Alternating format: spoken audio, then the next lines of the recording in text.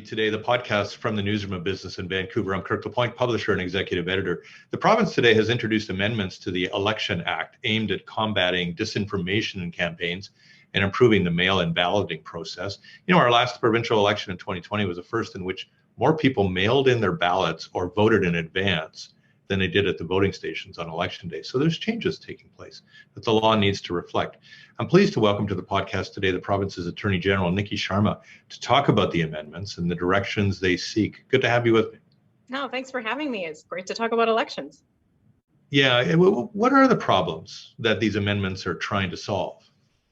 Well, the Chief Electoral Officer is constantly issuing reports and analyzing the results of an election when it happens, and he directs it at my office. And there were two that these amendments respond to, and one is a 2020 report that was on disinformation in the election process, and then another one that was later on in 2022 that was really about what did we learn about the different ways people vote and what the amendments are. So the real focus on disinformation is a new thing that Chief Electoral Officer and certainly all of us have identified and seen how disinformation has really penetrated a lot of elections and impacted that. So it's part of a response to those reports, and we're constantly updating our Elections Act to respond to that.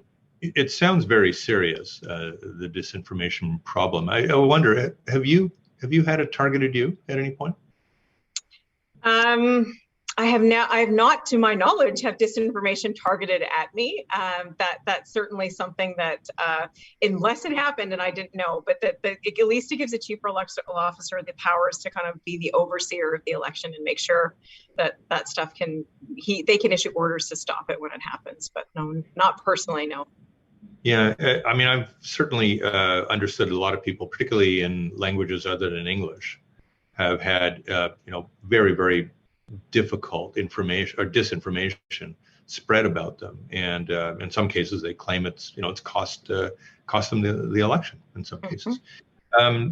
How much of an actual governance though can you do on something like this that is so technologically clever?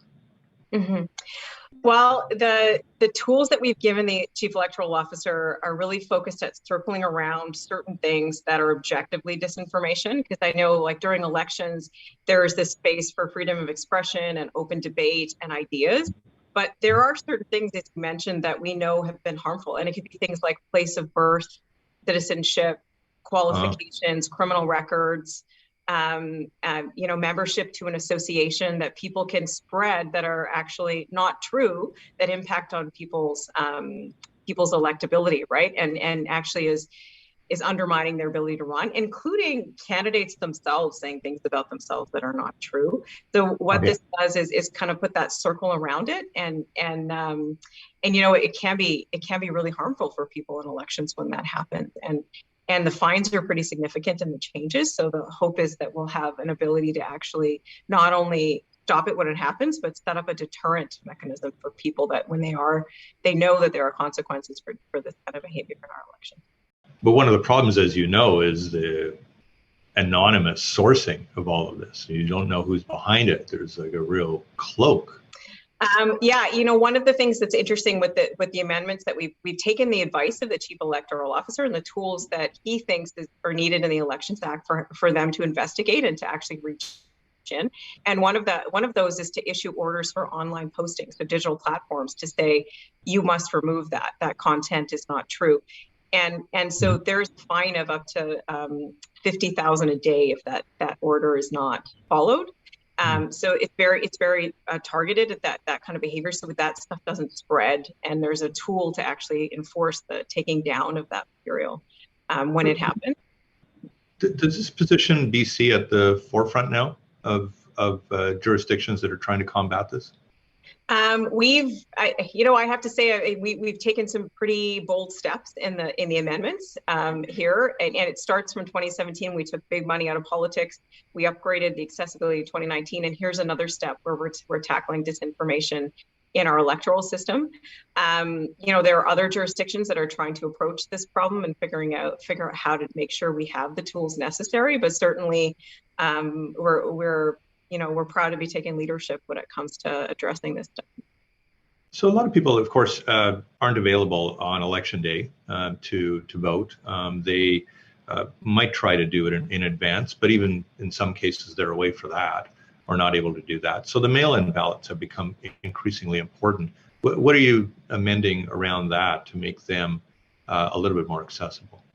So we've taken really the learnings. There's a whole series of amendments and additions on voting in ballots, but essentially voters can know that there's going to be more opportunities and more locations for them to drop off their mail-in ballot. For example, Service BC and different offices. You'll see a whole slew of them. And the reason we got these amendments through as quickly as we could is because we want them to show up for the next election. So when that next election comes, there'll be expanded opportunities for not only mailing in ballots, locations to drop off ballots, and opportunities to vote in advance.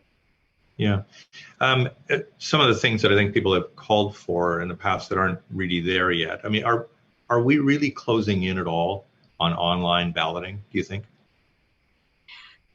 Well, I have had conversations with the chief electoral officer about that, and it was an interesting one about what different jurisdictions have set up and are starting to step into that online balloting. Mm-hmm. And I think the concerns, at least were raised from their perspective, was that we need to make sure that the systems are in place to keep the integrity of the process while we step into that area.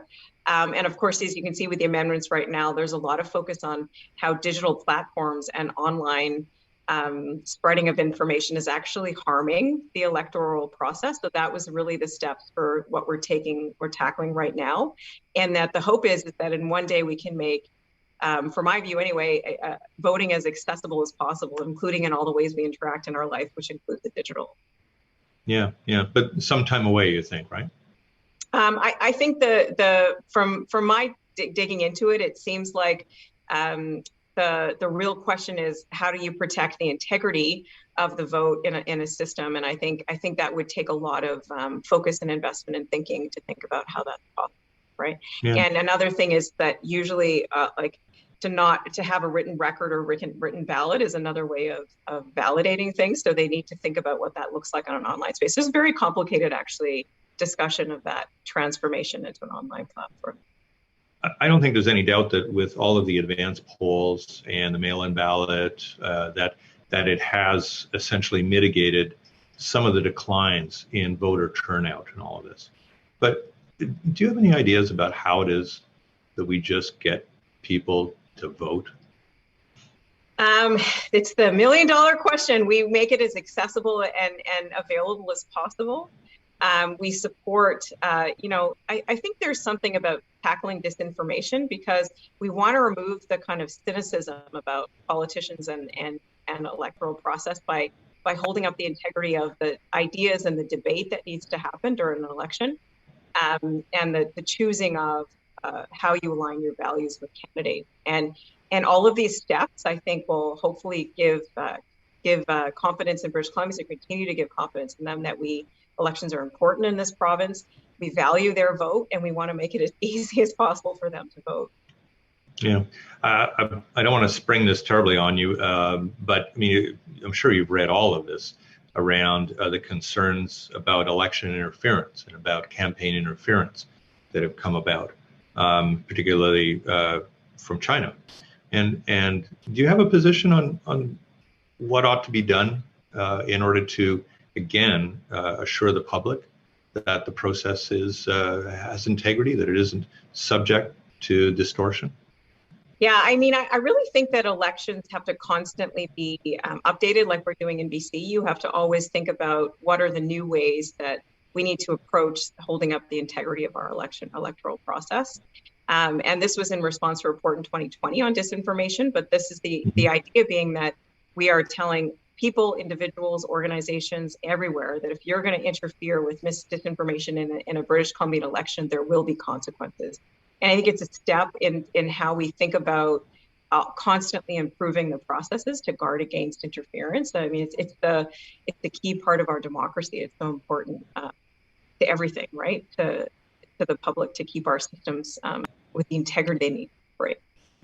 How concerned are you, though, that some of the efforts that seem to be done at a federal level could easily come here? I think it's disinformation in particular, or interference, is kind of a global challenge, right? We're all thinking about that in different ways. I'm really focused on the BC elections right now and thinking about how we can make sure that the chief electoral officer has the tools that they need to enforce and protect the system. And I think every jurisdiction needs to be thinking. Yeah, I mean, Elections Canada has said it is going to do its own investigation and all that. When you take a look at the role for Elections BC, should it be driving things like leadership campaigns, having a greater say over some municipal campaigns? Is it really the place where now you want to invest a lot more authority to it in the elections that are to come? I think there's always recommendations and ways we can think about improving the electoral process. I'm really working on these particular changes right now, but it doesn't mean that there's going to be an evolution or discussion about different ways to improve it. I'm certainly, Elections BC provides really great independent oversight, right? Tools that can ensure that, and I know they have a role in financing in all elections BC. And I'm certainly think they're important. Last question, and I mean, you pointed out that in 2017 the party really moved quite aggressively ahead in driving a lot of the big money out of the campaigns, really limiting what people could contribute. But there's, as you know, there are also these gaps between elections, and it's becoming a little clearer that is where the money is flowing in. It's flowing in between elections. Even though there are some limits on what individuals can donate, particularly at a provincial and federal level, because those get you tax breaks. Is that the next kind of frontier to sort of deal with in terms of financing? I mean, we're always thinking about how to improve our effort. And I think the legislation in 2017 to get big money out of politics really changed the electoral system and process. And was looking at ways to strengthen that. The amendments right now will make it clearer for third-party advertisers that they cannot be colluding with political candidates, and that pre-election and election period. So it's another way to lessen the influence of money outside of politics on politicians and political campaigns. So we're always thinking of ways to kind of strengthen and improve the work we've been doing since 2017, but certainly campaign financing and the integrity of that process is a key one. Right? British Columbians want to know that campaigns and elections and politicians are not influenced by. I think we see so many other jurisdictions where it just seems to be running amok, right? And we want more integrity. Minister Sharma, it's been great talking to you today. Thanks a lot for your help, and we'll see how these amendments have a result in the next time that we go to vote in British Columbia. Great. Well, thanks for having me. It was great to talk to you as well. Niki Sharma is our Attorney General. I'm Kirk LaPointe, publisher and executive editor at BIV. Thanks a lot for watching.